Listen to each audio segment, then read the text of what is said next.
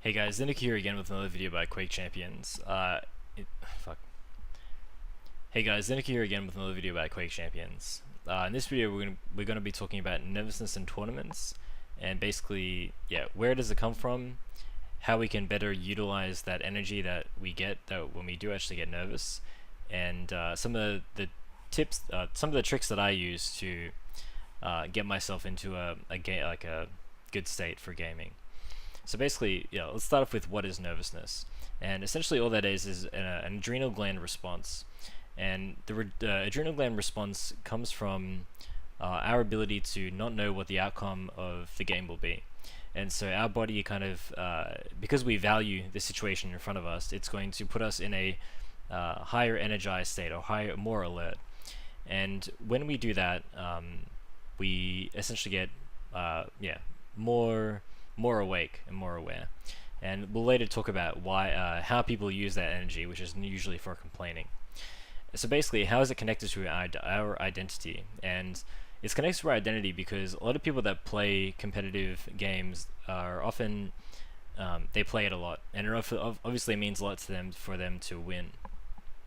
So if that's the case, there's going to be a lot of pressure on the situation to win, because if we feel like if we lose, we're going to lose our value as a person, which in some ways you do, and that is true. But the thing is, for us to mitigate the amount of nervousness we feel, you have to come to a few beliefs, and those beliefs are that there are future opportunities available for you to win, the acceptance of the fact that if you do win or lose the situation, that you'll do whatever you have to do if you do win or lose, and that's just understanding that you still have value as a person.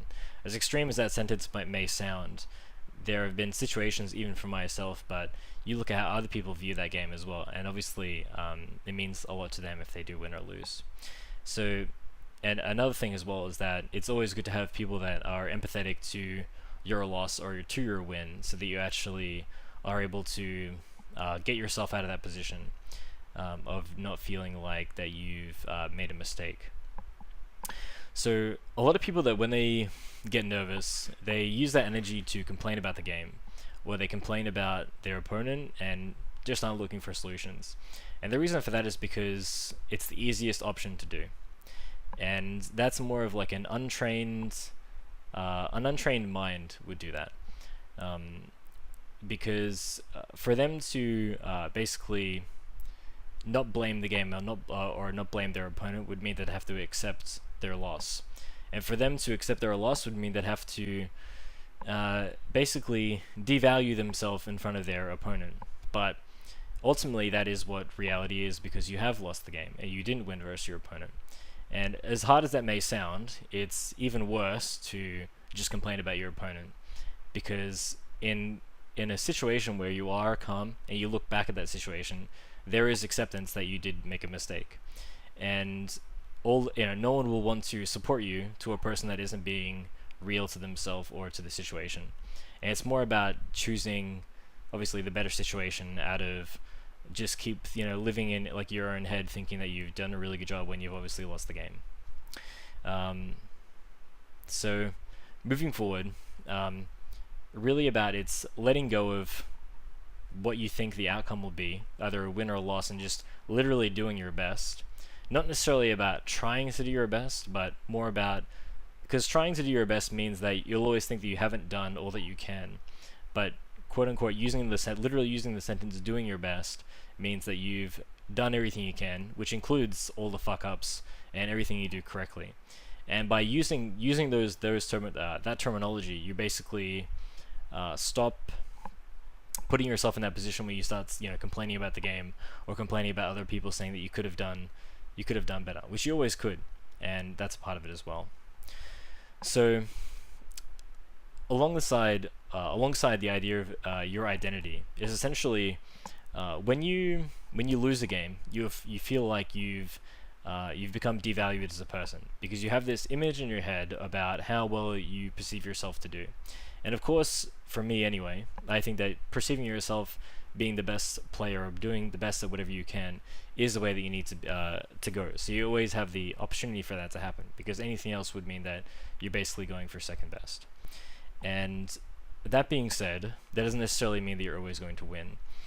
And something that I always do is, for whatever reason, I listen to like some Christian music made by Hillsong, and those songs are specifically designed to have peace about yourself and full acceptance about the situation. And as weird or as ridiculous as that may sound, it's putting yourself in a place where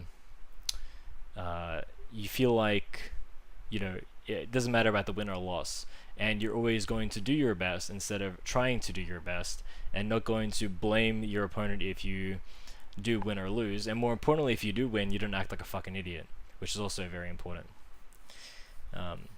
Yeah, so that's pretty much the idea of that. But even just from my personal experience recently, there was 2 Australian tournaments that just came out recently, which was the DreamHack duel qualifier and the PAX duel qualifier as well, which obviously I both didn't win in those ones, even though, yeah, they were very close. And in those situations, just looking at the result from that, I always find that people that win a lot are not, it's actually difficult to continuously win, as opposed to if you win in moments. Because the reason being is that when you do get nervous, your adrenal gland response is actually designed for you to be more aware about what's happening in the game. So if you're winning all the time, there's no risk. So if there's no risk, then you feel like there's no reason to become more energized or more aware about what's actually happening in the game. So in some ways, even though I've lost these past two tournaments, and I've obviously you know, my opponents had played better than I did at that time, it's looking at those situations saying, okay, now in the next game, I'm going to be more aware or more energized, because that game means more to me at that time. Doesn't necessarily mean I'm going to win, but I definitely bet that I would play better than I had last time, and my opponents would arguably play worse, because they feel like they've already won, they've already beaten me before. There's no reason to put more energy into that game, because they've already done what they needed to do. And it's using that kind of logic, which either, you know, keeps making you look forward, but more importantly, it really says, it actually puts a value into losing, as opposed to you saying that you've made a mistake and now you've devalued yourself as a person, but more importantly that now you're going to use that energy to make you play better in the next game. And again, that might seem ridiculous or weird, but I guarantee, you know, that's something that I've really come across, which has made me play progressively better, even though it hasn't made that doesn't mean that I've won just yet, but definitely the game is getting closer and closer every single time, and that's something to consider. Anyway guys, that's the end of this video. Thanks so much for watching. If there's any questions, please let me know in the comments. I'll be sure to answer quickly. And yeah, thanks for watching. Peace. And it's got no rails though, no rockets at all. And we've got a bull rush. Hey, don't go back in. Oh my god. Oh, he dies as well. Zenku just doesn't have the stack. He should have seen the Ghost Walker, that he didn't have enough time to get back in. That is going to be phrase of the last frag just then. Alright, heavy armor is going to be up. These two making their way around. Oh god, he's out of plasma gel. There's no escape. That, yeah, just committed so hard to that one encounter. I can't believe it. I really can't. And that was Zanaku's to win. Yeah, I was so ready for that upset, but the Doomslayer comeback